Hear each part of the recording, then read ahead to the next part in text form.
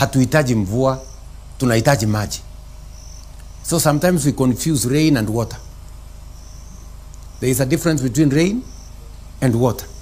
We need water for irrigation. Lakini sisi tumekwama kwa rain. So what I am proposing now is we have enough water in Kenya, but we don't have enough rain. Right? It rains in a few places. But hiyo maji ikinyesha na tutege hiyo maji na tustore hiyo maji inatosha kuzalisha chakula ya Kenya. Ndio dawa yake ni kuhakikisha kwamba we harvest the water. That is why we need between 50 and 70 mega dams in Kenya. And already imetangazwa miaka yote. Hii Uma imekuwa, Tuake imekuwa, High Grand Falls, sijui gani,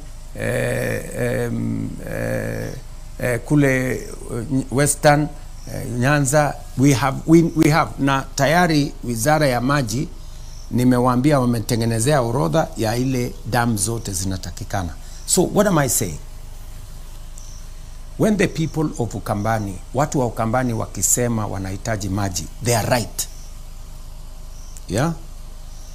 Ile sasa lazima tufanye kama serikali ni tutoke kwa hii kufikiria kidogo kidogo, kwa sababu unajua sasa tunafikiria Tuake inatusumbua miaka 10. Tunaenda tena tunafikiria ingine hapo inatusumbua, miaka inasonga. So mimi nimesema ili tuweze kutatua tatizo hili kikamilifu, let us look for the resources to build all the 50 mega dams in Kenya.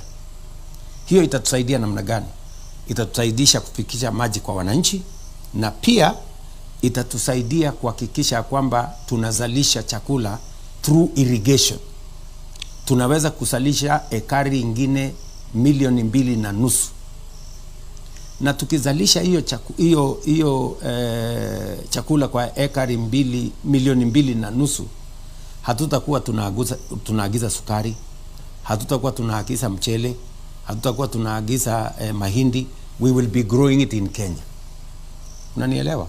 So na tayari nimeongea na wabunge wote, nimeongea na viongozi wengi, na nimewaambia njia ya kubadilisha mambo katika taifa letu la Kenya tuweze kupata pesa ya kutosha ni kutengeneza kitu inaitwa National Infrastructure